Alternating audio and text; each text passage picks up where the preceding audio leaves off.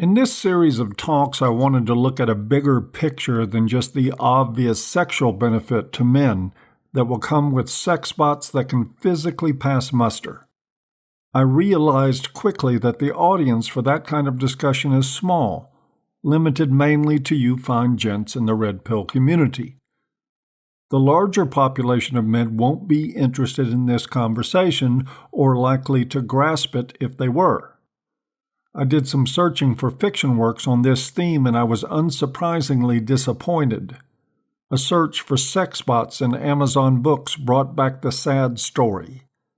The first option was Cannibalistic Sex Bots from Space, a scant 148-page booklet that the writer had the balls to call a full trilogy. Up next was the aptly titled Sex Bot, a book about a genius robotics engineer, of course a woman, who downloads her consciousness into something called Sexbot number 9 just before she's murdered. Apparently, the rest of the story is about how she rides the cock carousel for information that will help her solve her own murder. I'm sure it's an ensconcing read. Rounding out the top 3 was another book titled Sexbot, only this one had the subtitle, Book 1, Love Bites. The brief storyline provided played it as a tale about using sex bots to help adolescents sort out their sexual confusion. There were a few other options, including a few serious explorations of robotics in general. And of course, I found one story about how a man gets a sex bot replica of his handicapped wife and starts to replace her with it. The bastard. Overall, that pretty much sums it up. The only thing missing was a chopsocky kung fu super spy sex bot who has sex with 20 men and beats them all up at the same time. Then again, I didn't look at all of them. It's pretty sad if predictable. At least according to Amazon sales, while this society races toward what may be the biggest game changer ever in sexual politics, we get a glorified Xena, hot for teacher sex fantasies, and the hypervigilant ideations of a bored housewife who probably knows that she is a good candidate for replacement. That's the kind of conversation the blue pill world wants to have about sexual robotics. To be fair, it's not much different than a lot of the red pill world that sees sex robots solely in terms of their capacity to replace women and help users stay away from them. Though that at least is a survival reaction, not sexual deviance or gynocentric paranoia. Still, I'd rather have a conversation about the interpersonal implications of what it will mean to even come close to the kind of technology we're talking about. What will it mean for men in the context of relationships with real women? How will it impact women? And don't worry, MGTOW, I'm not suggesting you should care what women think. But in terms of sexual politics, I do. And I think robotics will eventually force women to think very differently than they ever have about themselves and about men. At the core of it is men having a second best option to women. I'm not talking about a gazillion years from now when we've mastered cybernetics and created sex bots that are virtually indistinguishable from the real thing and 100-fold more sexually appealing. Nor when we can upload consciousness into the cloud with the help of an ingenious, daring woman STEM savant. I'm talking about when the technology reaches a point that most users will experience the sex bot as something more than masturbation. Not like a real woman, but not jerking off. Something better.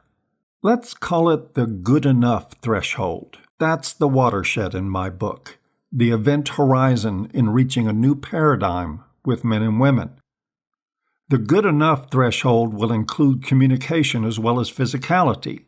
As the body and sexual attributes of the sexbot become good enough, so will the ability of AI to simulate human interaction.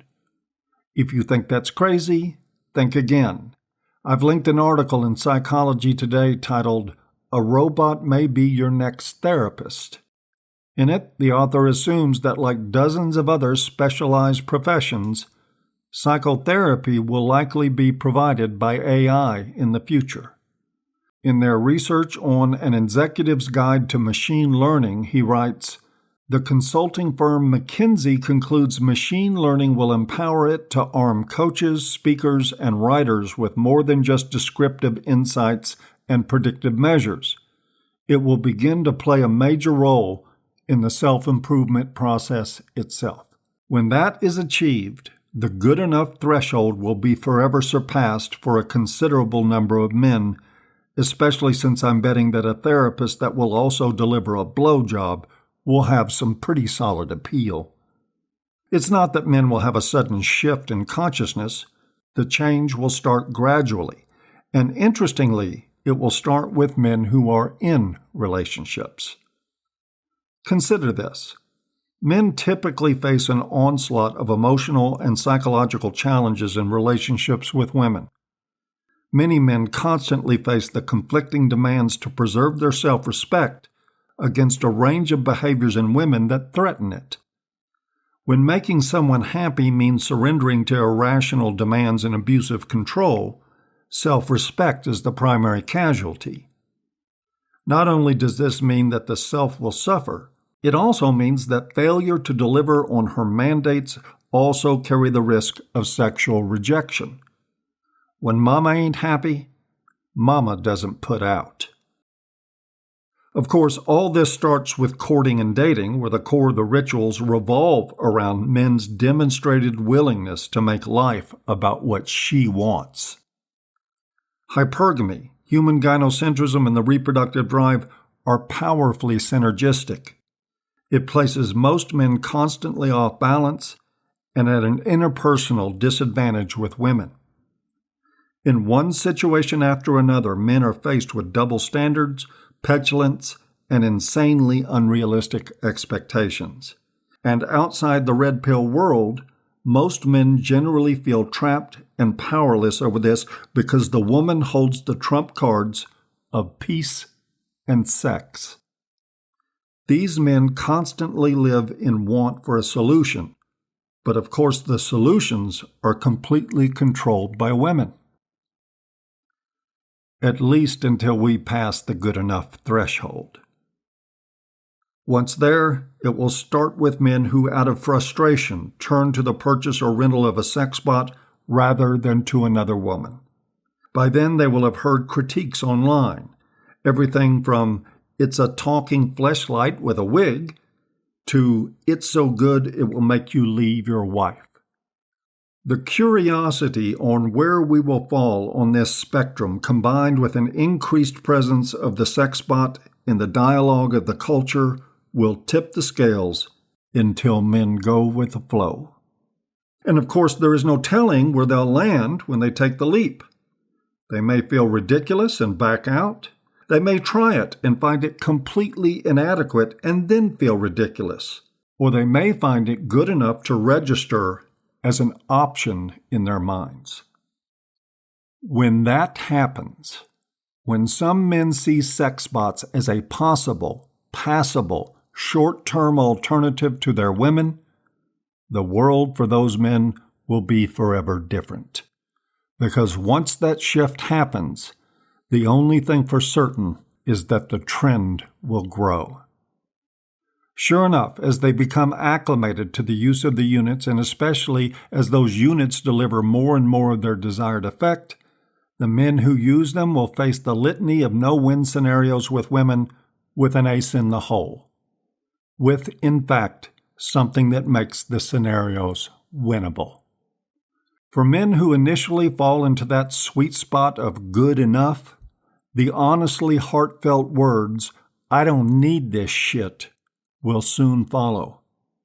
In that light, I can see a time when sex bots are a viable resource to assist men transitioning out of abusive relationships, which is to say nearly all of them. A robotic rebound, as it were. The value in this is hidden, of course. The robotic rebound has utility in one specific set of circumstances. That pales in comparison, though, to the inner awakening in a man who can no longer be controlled by a woman's sick games. The MasterCard commercial would be a hoot. An evening with a sex bot $100. Buying a sex bot, 20 grand. Walking out on an overgrown 4-year-old who's screeching at you that you don't do enough to make her happy? Priceless. Making that experience available to blue pill men as a wake-up call is worth the many billions of dollars in R&D it will take to get us there. Now, I've noticed in the comments one or two of guys who seemed a little rattled by this exploration of possibilities. One regular even commented that people constantly make the mistake of extrapolating into the future, and went on to point out that we don't have any way of knowing how long or even if these innovations will be possible. I'm betting that he's wrong about that, but I get his point. What can I say, though? Prognostication is a uniquely human thing. And besides, it's fun. Everyone should loosen up a little and indulge in their anticipation of future possibilities. And I'm happy to do it in a way with dual purpose here. A playful exploration of what may well turn into a reality, and an object lesson on what men can learn to do on their own, with just a few red pills and a little bit of spine. I'll continue this discussion on that in Part 3, coming soon. And that concludes another talk. As always, I hope you've enjoyed, and we'll see you next time.